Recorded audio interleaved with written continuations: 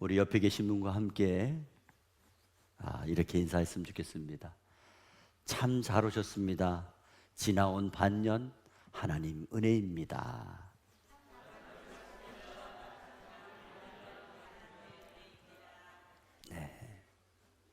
오늘 봉독한 말씀을 가지고 맥주 감사절의 의미를 어떤 것인지 생각해 보려고 합니다. 오늘은 맥주 감사 주일입니다. 이스라엘 백성들이 애굽에서 430년 동안 종살이하다가 해방이 되어 40년간 광야길을 지나 가나안에 들어간 이후에 이스라엘 백성들이 하나님께 드려야 될 여러 절기 중에 3대 큰 절기가 있습니다. 하나는 무교절, 두 번째는 맥주절, 세 번째는 수장절입니다. 무교절은 우리나라의 8.15 광복절과 같은 절기로 유월절을 말하는 것입니다. 그리고 맥주절은 맥주 감사절이라고 하고 수장절은 추수 감사절이라고 말하고 있습니다. 이제 이 세 절기가 유대 나라에서 가장 큰 절기로 지켜오고 있습니다. 맥주 감사절과 추수 감사절은 똑같이 농사와 관련된 절기입니다.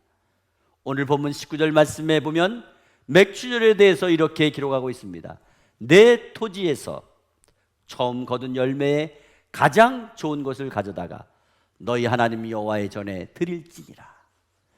맥주 감사절은 한 해 중에서 처음 농사를 지은, 그 해에 처음 농사를 지어서 얻은 것 중에 가장 좋은 것으로 하나님 앞에 드리는 절기라는 것입니다. 사실 우리나라의 형편과 유대 나라의 형편은 같지 않습니다. 모든 상황과 형편이나 조건이 다릅니다. 그러나 분명한 것은 이스라엘 백성들은 농사를 지으면서 항상 하늘의 은혜를 기대하며 살았습니다. 그것은 하나님의 은혜가 아니면 농사가 절대 잘 될 수 없다고 하는 그런 믿음에서의 고백일 것입니다. 그래서 하나님께 맥주절에는 맥주 감사 예배를 드리고 수장절에는 추수 감사 예배를 드리도록 하셨다는 것입니다. 인간적인 생각을 하게 되면 이스라엘 백성들이 하나님께 감사하기에는 너무너무 어려운 형편에 처해 있었습니다. 그렇지만 하나님께 감사를 드리고 예물을 드림으로 오늘날 그들이 지구촌 어디를 가든지 이스라엘 자손들이 그 복을 받고 누리며 살아가고 있는 것을 볼 수 있습니다. 이스라엘 백성들이 애굽에서 430년 동안 비참한 노예 생활을 하다가 해방이 되어서 40년 만에 가나안 땅에 들어가서 살게 되었습니다. 그리고 그해 첫 농사를 지어 그들의 주식인 밀과 보리를 거두고 하나님께 감사드렸던 절기가 맥주 감사절입니다. 오늘날 한국교회가 매년 7월 첫째 주일로 지키면서 한 해 중에서 지나온 반년을 감사하고 남은 반년을 감사로 시작하는 절기라고 볼 수 있습니다. 옛날에는 모든 사람이 농사를 짓거나 아니면 물고기를 잡아서 혹은 가축을 키워서 겨우겨우 먹고 살았습니다.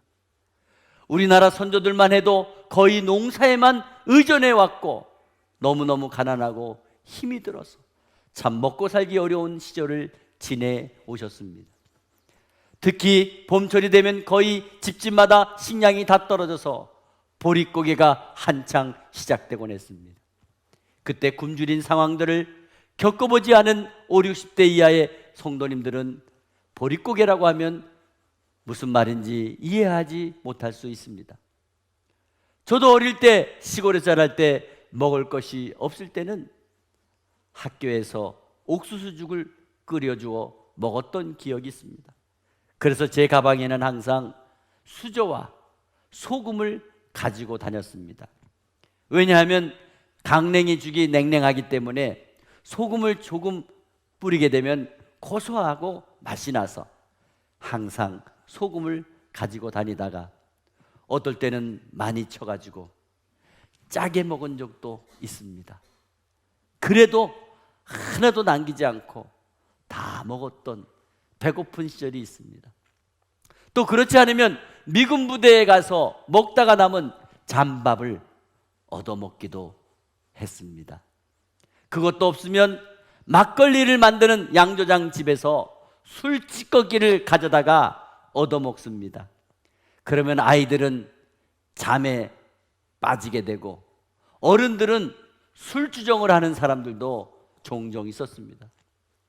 심지어 더 가난한 사람들은 산에 가서 소나무 껍질을 벗겨 먹거나 소나 먹는 뚝새뿔의 어린 싹을 뜯어가지고 국을 끓여 먹기도 하고, 또 정고기가 먹고 싶어 하는 사람은 쥐를 잡아먹는 사람도 있었습니다. 이렇게 살기 어려운 과정을 겪으면서 6월달이 되면 드디어 보리를 베기 시작하는 것입니다.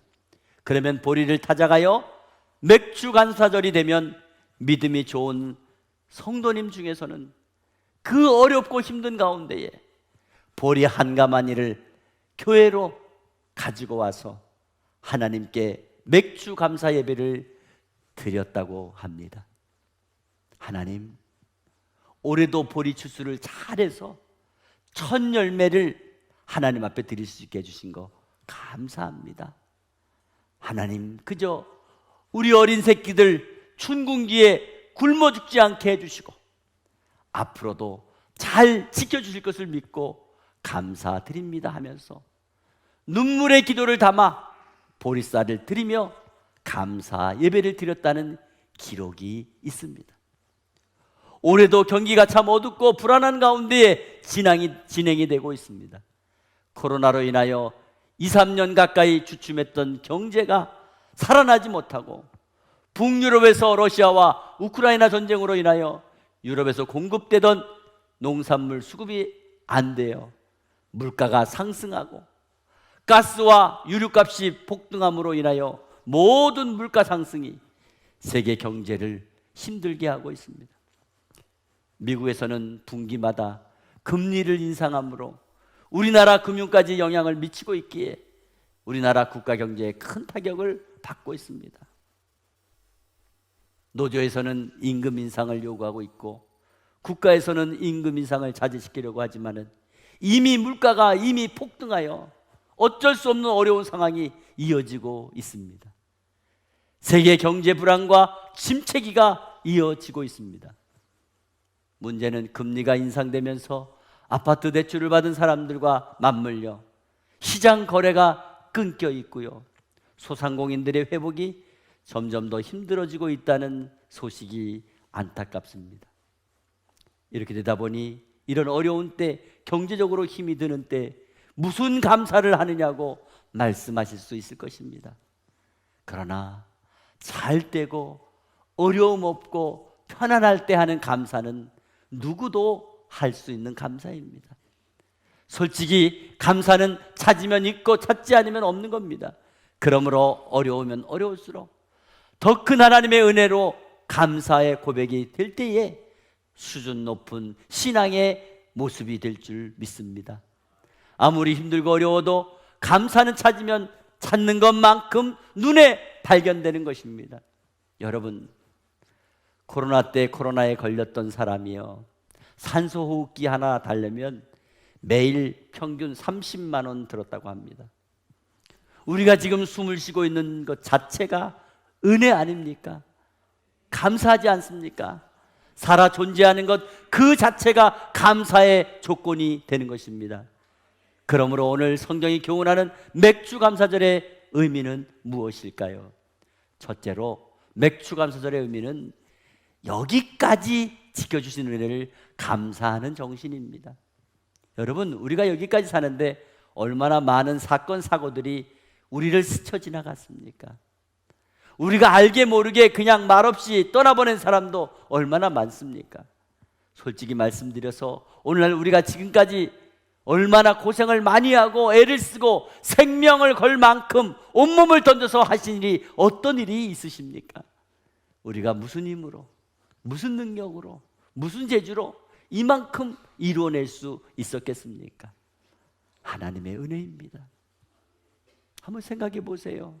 과연 우리가 무슨 능력으로, 무슨 힘으로, 무슨 방법으로 이만큼 버티고 살아갈 수 있었겠습니까? 이것이 은혜요 축복이라는 것입니다. 솔직히 제가 우리나라를 생각만 해도요, 우리나라 정말 땅덩어리 조그마죠. 자랑할 게 뭐 있어요? 반만년 역사요? 그게 뭔데요? 단군의 자손이요? 그게 뭔데요?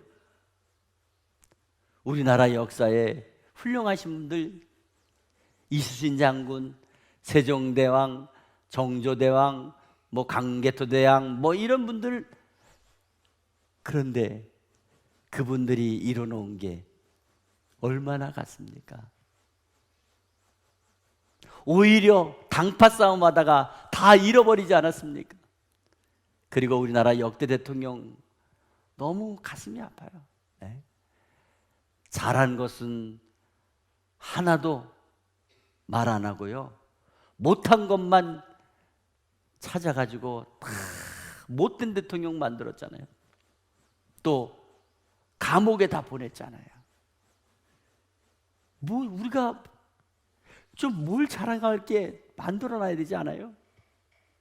여러분, 미국의 워싱턴 대통령이 뭐 잘해서, 아니에요. 그분도 실수한 거 있더라고요. 그런데 초대 대통령이라는 거, 그리고 그분의 좋았던 거, 다 국민들이 그거를 자랑스럽게 생각하고, 멋있지 않아요? 우리나라요, 지하자원 없잖아요. 나라 땅 작잖아요. 인구 작잖아요. 예? 정치인들 실수 많이 하잖아요. 당정 싸움이나 하고 지역 갈등이나 부추기고 부정부패로 항상 뒷북만 치지 않습니까? 이번 코로나 사태를 잘 넘긴 나라로 인정받아 감사하지만 그 외에 잘못된 것 얼마나 많아요. 경제 불황의 책임도 그렇고요, 주식시장의 흐름 악화, 경제적 손실, 국가 부채는 산더미처럼 자꾸 늘어만 가죠.